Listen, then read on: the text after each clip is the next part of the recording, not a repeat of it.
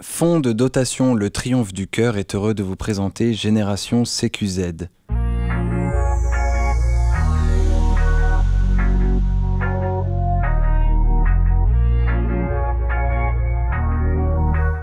Bonjour à tous, bienvenue dans ce nouveau numéro de Génération CQZ sur Anews Sécurité. Et aujourd'hui, j'ai le plaisir d'accueillir Valérie Nacal. Bonjour. Bonjour Valérie. Alors aujourd'hui, vous travaillez en alternance auprès d'une des membres du Club Agora Directeur Sécurité de France.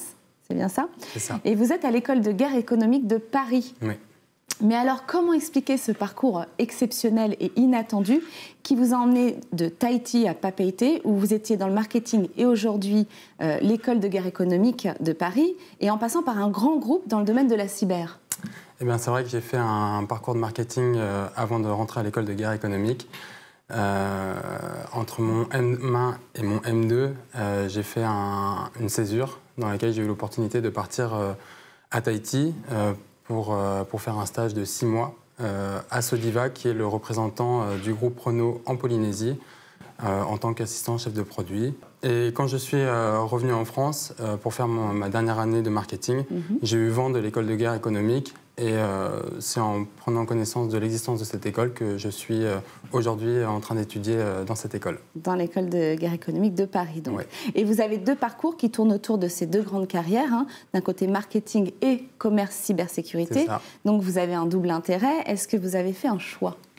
C'est pas un choix pour l'un ou pour l'autre. Je dirais que ça a été plus motivé par un choix complémentaire. Je voulais pas me restreindre dans le marketing. Je voulais m'ouvrir à d'autres possibilités.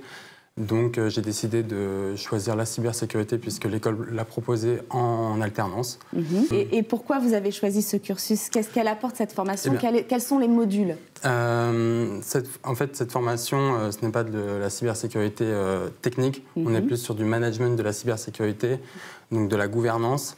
Et la formation croise plusieurs disciplines. On est sur du risque, de la sûreté, de la cybersécurité.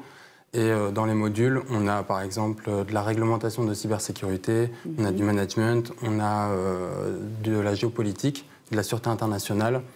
Donc toutes ces disciplines permettent à l'étudiant d'avoir une grille de lecture des réalités du monde économique aujourd'hui. Donc c'est en ça pour moi que cette formation est très intéressante et professionnalisante. Oui, parce qu'il y a plusieurs modules. Exactement. D'accord. Et dans quel domaine pensez-vous vous épanouir, plutôt dans le privé ou le public? Je pense m'orienter vers le privé, mais je n'ai pas de préférence pour l'un ou pour l'autre, mais je dirais que ça serait le privé. Le privé? Ouais. Et quelle a été votre expérience dans le domaine du Crédit Agricole? Alors, effectivement, je suis au Crédit Agricole actuellement, et donc je suis chargé de coordination de sécurité des biens, des personnes et de la cybersécurité. Mais c'est vrai que le côté cybersécurité est un aspect minime de mon travail.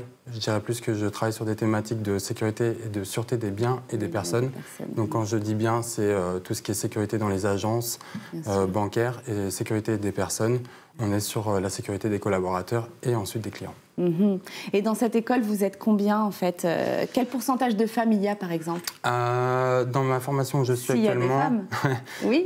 Oui. Dans ma formation actuellement, on est 75 et il y a à peu près un tiers de femmes, donc 25 femmes. Ah oui, quand même. Oui. C'est une carrière qui peut s'offrir aux femmes aussi alors. Oui, effectivement, mais ce un tiers de femmes est expliqué par le fait que beaucoup viennent du renseignement et du domaine militaire, qui sont encore des domaines très masculins aujourd'hui, malheureusement. Et est-ce qu'il y a un alumni? Je rappelle qu'un alumni, ce sont tous les anciens diplômés d'une grande école, hein, un peu le que sont-ils devenus. Est-ce que vous avez un alumni dans cette école? Oui, il y a un réseau assez important et très efficace, je trouve, par rapport à d'autres expériences que j'ai pu avoir.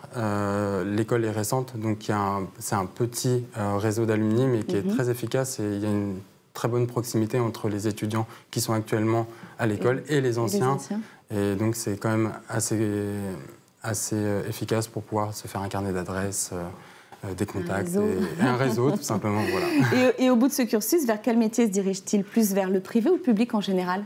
Je dirais en général plutôt vers le privé, mais beaucoup vont dans le public pour tout ce qui est le renseignement, les ministères, toutes les agences gouvernementales en termes de sécurité, etc. Donc je dirais que c'est un peu partagé, mais je pense que beaucoup plus se tournent vers le privé. Le privé, c'est partagé, mais il y a quand même un pourcentage plus élevé pour le privé. D'accord. Et votre MBA, vous êtes à la fois sur la sûreté et le cyber. En quoi c'est étroitement lié Pour vous, un directeur doit maîtriser le cyber ? Alors, pour moi, la cybersécurité englobe forcément de la sûreté. Alors, c'est vrai qu'on parle beaucoup là de sécurité, de sûreté. Je ne suis pas sûr que ceux qui nous écoutent connaissent la différence entre ces deux notions. La sécurité, c'est tous les moyens qui sont mis en œuvre, tous les moyens humains, logistiques, organisationnels pour prévenir un risque accidentel, alors que la sûreté, c'est tous les moyens mis en œuvre pour prévenir d'un risque intentionnel malveillant. Donc, quand on parle de cybersécurité, on essaie de se prémunir contre des cyberattaques, donc des actes intentionnels malveillants. Donc, pour moi, on pourrait même dire cybersureté. Et c'est en ça que les dirigeants doivent être sensibilisés, je pense, à la cybersécurité, parce que les entreprises aujourd'hui sont victimes de beaucoup d'attaques. Et justement, vous avez été sensibilisé ces derniers temps à une criminalité spécifique qu'on appelle le ransomware. Et je rappelle que ce sont des criminels qui s'attaquent aux données informatiques des grandes entreprises, des hôpitaux et des collectivités publiques.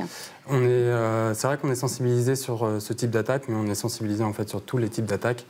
Mais le ransomware, c'est vrai qu'on peut-être que ça parle plus à nos interlocuteurs parce que la France a été malheureusement victime de pas mal de cyberattaques, notamment les centres hospitaliers et surtout des ransomware. Alors je rappelle pour ceux qui ne le savent pas qu'un ransomware, cela consiste en ce que l'attaquant bloque l'accès à un système d'information ou à des fichiers et exige en échange un paiement, une rançon, pour débloquer les données.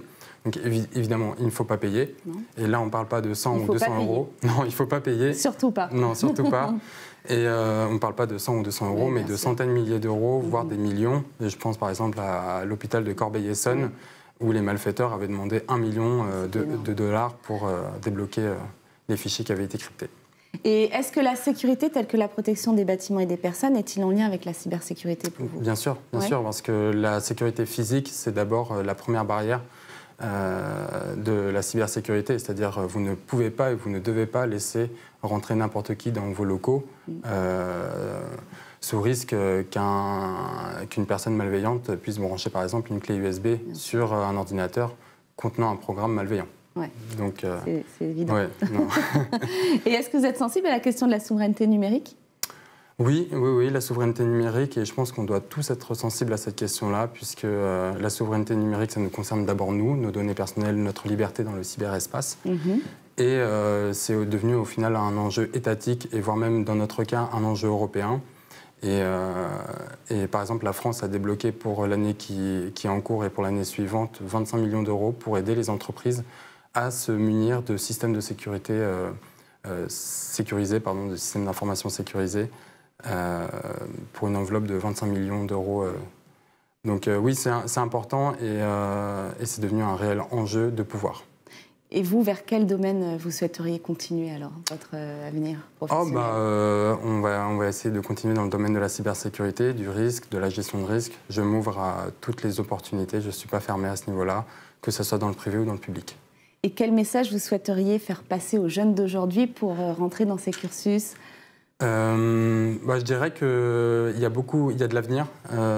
Tous les métiers qui gravitent autour de la sécurité, de la sûreté, de la cyber, ce sont des métiers d'avenir et on en aura besoin. Et l'autre message que je pourrais faire passer, c'est de continuer à s'informer pour les jeunes, de ne jamais s'arrêter à la première source sur laquelle ils peuvent tomber, parce qu'aujourd'hui la désinformation, c'est monnaie courante, surtout sur Internet, et c'est important à mon sens de ne pas rester dans les croyances, mais de basculer vers la connaissance de ce qui se passe autour de nous. Voilà. Eh bien, merci Valérie Macal pour ce beau parcours partagé avec nous. Merci. Merci à tous de nous avoir suivis. À très bientôt pour un nouveau numéro sur Génération CQZ.